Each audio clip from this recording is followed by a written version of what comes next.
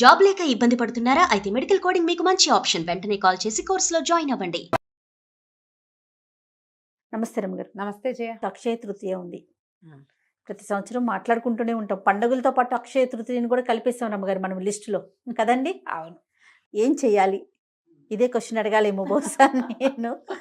అక్షయ తృతీయ అనగానే ఫస్ట్ చిన్న పిల్లల నుంచి పెద్దవాళ్ళ దాకా బంగారం కొనుక్కోవాలి, బంగారం కొనాల్సిందే అనే ఒక ఆలోచనకు వచ్చేసామండి. అవునమ్మా, హోరెత్తి ఇచ్చేస్తూ ఉంటే కొనుక్కోకపోతే మీ జీవితాలకు నిష్కృతి లేదో, బంగారం కొనకపోతే ఎలాగో అని ఇప్పటికి 10-12 సంవత్సరాలుగా ఈ మొత్తం వ్యాపారులందరూ ఏమంటారు, బంగారపు దుకాణదారులందరూ మనని హోరెత్తిచ్చి మధ్యలో ప్రవచనకర్తలు, మధ్యలో జ్యోతిష్యవేత్తలు, ఇంకా ఎవరో ఇన్ఫ్లుయెన్స్, నేను కొన్నాను నువ్వేం కొన్నావు అని డైలాగులు, ఫ్రెండ్స్ వాళ్ళు వీళ్ళు.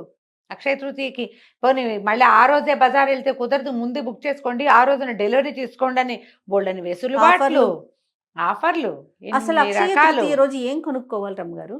అసలు అక్షయ తృతీయ అంటే ఏమిటో ఎవరికైనా తెలిసేమో చెప్పు. ఇప్పటిదాకా విన్నావా నువ్వు? విన్నావా? వినలేదు, ఎవరు వినలా. ఏమిటి అక్షయ తృతీయ రోజు ఏమైంది, ఏమిటి స్పెషల్ థింగ్ ఎవరికి తెలియదు. కానీ అది బంగారం కొనుక్కునే రోజుగా మాత్రం ప్రఖ్యాతి పొందింది అంతే. అలా ఎక్కిచ్చేశారు మన తలల్లోకి. బంగారం కొనకపోతే వచ్చిన కొంప మనకి ఏమీ లేదమ్మా, ఏమీ లేదు, హాయిగా ఉండండి. నేను ఒక్కసారి కూడా కొనలేదు, ఒక్కసారి కూడా కొనలా నేను. నాలాంటి వాళ్ళు బోల్డ్ మంది ఉన్నారు. ఈ కొనకపోతే కుదరదనే పాయింట్ పెట్టుకుని ఇలాంటి ఒక రోజు వచ్చినప్పుడైనా కొనుక్కుంటాం కదా అని ఇది వరకు శ్రావణ మాసం బంగారం కొనాలనేవాళ్ళు చేయ. కనీసం ఆ రూపంలో అయినా ఆడపిల్లలకి కాస్త బంగారం ఏర్పడుతుందని ఓ కాసు ఒక్క గ్రామో అరగ్రామో అయినా బంగారం చేరుస్తామని, అది ఆ చేరుస్తామని కాస్త మేము అమ్ముదామనుకుంటున్నారు వాళ్ళు. మీరు చేరుద్దామనుకోవటం కాదు ఇది పాయింట్. ఏదో కొనకపోతే కుదరదు, అన్నీ ఉన్న వాళ్ళు కూడా ఈ రోజును కొనుక్కుని తీరాల్సిందే, లేకపోతే కొంపనిపోతుంది.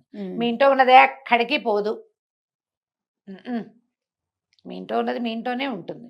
మీ జాతక లక్షణాలు బట్టి పోతుంది. కానీ అక్షయ తృతీయ నాడు కొనకపోతే బంగారం నడిచొచ్చి కాళ్ళు వచ్చి వెళ్ళిపోతుంది అలాంటివి ఏమి అనుకోకుండా ఏం జరగదు అట్లా. ఆ భయాలన్నీ మానేయండి మొదట. ఇలా మనం ఇతరుల చేతిలోకి వెళ్ళిపోతున్నామని మనకి ఎప్పటికైనా అర్థమవుతుందా జయ? ఇప్పుడు ఎలా అంటే ఇప్పుడు ఇందులో మనం కూడా ఉన్నాం, అందరం ఉంటాం అంతే. ఈ రోజున కొనకపోతే నీకు కుదరదనే పాయింట్ లేదు, అసలు అది లేదు. ఈ రోజున పరశురామ జయంతి, పరశురాముడు పుట్టాడు అక్షయ తృతీయ రోజు. ఈ నార్త్ ఇండియాలో ఇంకా చాలా విషయాలు చెప్తారు. ఈ అక్షయ తృతీయ రోజునే పాండవులకి సూర్య భగవానుడు అక్షయ పాత్ర ఇచ్చాడు. ఆ అక్షయ పాత్రతోటే వాళ్ళు వనవాసంలో ఉన్న నాళ్ళు భోజనం చేశారు. వచ్చిన వాళ్ళందరికీ భోజనం పెట్టారు. దాని మీద ఒక కథ చెప్తారు కదా, దూర్వాస మహాముని వచ్చాడు, భోజనానికి వస్తామన్నాడు. అప్పుడేమీ ఆహారం లేదు, ఏం చేయాలి, పాత్ర తుడిచి ఆవిడ తిని పాత్ర తుడిచాక ఇంకా మళ్ళీ అందులో నుంచి పుట్టదు. అప్పుడు కృష్ణ పరమాత్మ వచ్చి ఏదైనా తడి ఒక్క మెతుకైనా ఉందేమో చూద్దామంటే ఒక చిన్న ఎండిపోయిన ఆకో మెతుకో ఉంటే అది తీసి ఆయన నోట్లో వేసుకుని సర్వభూత శాంతి చేశాడు. దాంతో ఆహారం కోసం అలమటిస్తూ వచ్చిన దూర్వాసుడు తదితరులందరికీ పొట్ట నిండిపోయింది. తేన్పులు తీస్తూ వెళ్ళిపోయారు. వాళ్ళ పొట్ట నిండిపోయింది కాబట్టి, భగవంతుడు తిన్నాడు కాబట్టి అందరి పొట్ట నిండిపోయిందని. ఆ అక్షయ పాత్ర ఈ రోజున ఇవ్వబడిందని ఒక కథ. ఓకే, అయిందా? ఇంకా చెప్దాం. వ్యాస భగవానుడు మహాభారతం రాయదలుచుకున్నప్పుడు వినాయకుడిని ఘంటం పట్టమని అడిగాడు. విఘ్నేశ్వరుడే ఘంటం పట్టి రాశాడు. ఆ ఘంటం పట్టి మొదట మహాభారతాన్ని స్టార్ట్ చేసిన రోజు అక్షయ తృతీయ అని ఒక కథనం ఉంది. ఇంకా ఉన్నాయి కథలు, ఇంకో కథ చెప్తాం. మన కుచేలుడు శ్రీకృష్ణ పరమాత్మని దర్శించడానికి వెళ్ళాడు. తన ఇంట్లో నుంచి గుప్పెడు ముక్కిపోయిన పాత అటుకులు పట్టుకెళ్ళాడు. చిన్నప్పుడు ఆ కృష్ణుడికి పెట్టాల్సిన అటుకులు తను తినేశాడని, ఆ అటుకులు తెచ్చి రుణం తీర్చుకున్నాడని కథ చెప్పుకుంటారు. అవునో కాదో అవన్నీ పుట్టినాయి కథలు. ఈ అటుకులు తీసుకుని కుచేలుణ్ణి అనుగ్రహించిన రోజు అక్షయ తృతీయ, వైశాఖ శుద్ధ తదియ అని చెప్తారు. ఎన్ని కథలు ఉన్నాయి రమ్మగారు. ఏ కథ అయినా మనం చెప్పుకుంటామా, తెలుసుకుంటామా? బంగారం కొనే కథ మాత్రమే తెలుసుకుంటున్నాం. ఈ రోజు చాలా మంచిది, విశేషమైనది. అసలు బేసిక్గా వైశాఖ మాసమే దానానికి మంచి కాలం. వైశాఖంలో గొడుగు, చెప్పులు, మంచినీళ్ళు, నెయ్యి, వీటిలలో ఏవి దానం చేసినా, మామిడి పళ్ళు, విసినికర్రలు దానం చేసినా మంచి ఫలితం లభిస్తుంది. ఫలితం అంటే అదేమిటో వచ్చి మీకు పడిపోతుంది అనుకోవద్దు, మంచిది. ఎండాకాలం కదా, అవును.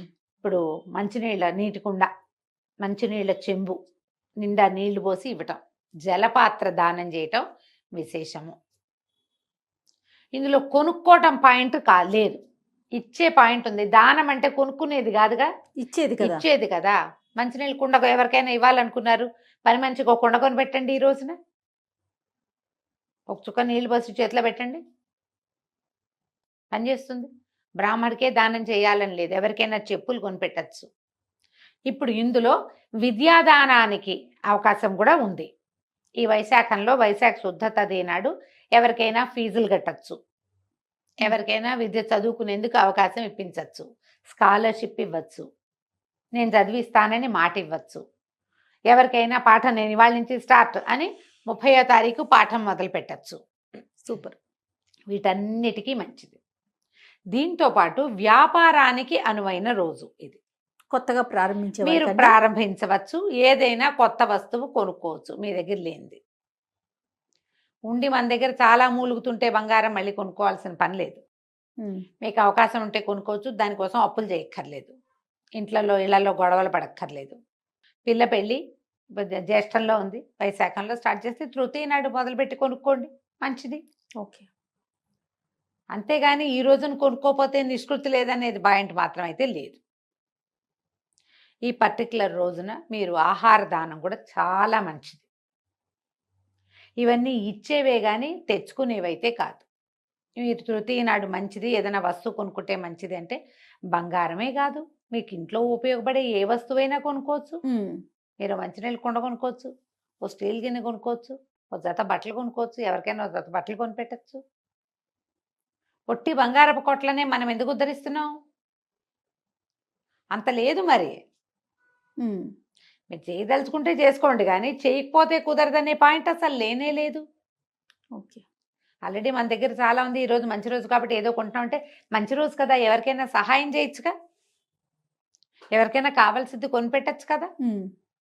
ఎంత సంతోషాన్ని ఇస్తుందమ్మా అది. అక్షయ తృతీయ రోజున ఏం మంచి పేరు చేశామో సోషల్ మీడియాలో పెట్టండి అమ్మా, ఇన్ఫ్లుయెన్స్ అంతాను ఇవాళ ఈ మంచి పని చేస్తున్నామని.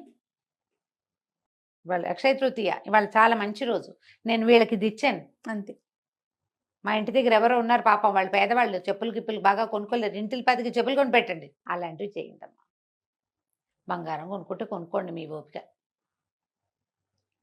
అది కొనుక్కోపోతే కుదరదనే భావాలని మాత్రం దయచేసి పెంపొందించుకోవద్దు, పెంపొందించద్దు కూడా. మంచి పని చేయండి, ప్రతి పర్వదినము మంచి పని చేయటం కోసం చెప్పబడింది. దీంట్లో భగవద్ ధ్యానం, లక్ష్మీ పూజ చేసుకోవచ్చు, విష్ణు పూజ చేసుకోవచ్చు, శివారాధన చేసుకోవచ్చు, ఏ ఆరాధన కుదిరితే ఆ ఆరాధన చేసుకోవచ్చు. రోజు చేసుకునే పూజ ఇంకొంచెం చక్కగా పాయసం చేసి నివేదన చేయండి. పప్పులో పెసరపప్పు ఏదో ఈ కాలానికి, ఎండాకాలం కదా, పెసరపప్పు కొని తలా ఒక 1 కేజీ ఇవ్వండి పని వాళ్ళకో ఎవరో ఒకళ్ళకి. ఎవరికైనా చక్కగా స్వయం పాకం ఇచ్చుకోండి, బ్రాహ్మణులకి ఇస్తే మంచిదని మీకు నమ్మకం ఉంటే అలానే చేయండి. చక్కగా స్వయం పాకం ఇవ్వండి, ఎంతో బాగుంటుంది. ఎవరికైనా హెల్ప్ అవసరము, చదువుకునే పిల్లలు ఉన్నారు, లేదా ఏదైనా ట్రస్ట్ వాళ్ళు పిల్లల్ని చదివిస్తారు, వాళ్ళకే ఇవ్వండి. ఈ రోజున అక్షయ తృతీయ రోజున ఇవ్వదలుచుకున్నాను నేను దానం, చక్కగా డబ్బులు పంపించేయండి, హ్యాపీగా ఉంటుంది. మీ వల్ల ఇంకొకళ్ళు బాగుపడతారు కూడా. ఎందుకు ఈ బంగారపు నిల్వలు, పైగా ఇప్పుడు 1,00,000 రూపాయల దాకా పోయినట్టుంది గోల్డ్. కొనుక్కోవాలి, మనకు అవసరమే పాయింటే, కాకపోతే కొనుక్కోపోతే కుదరదనే ధోరణి ఎందుకు అంటా నేను, అది కదా.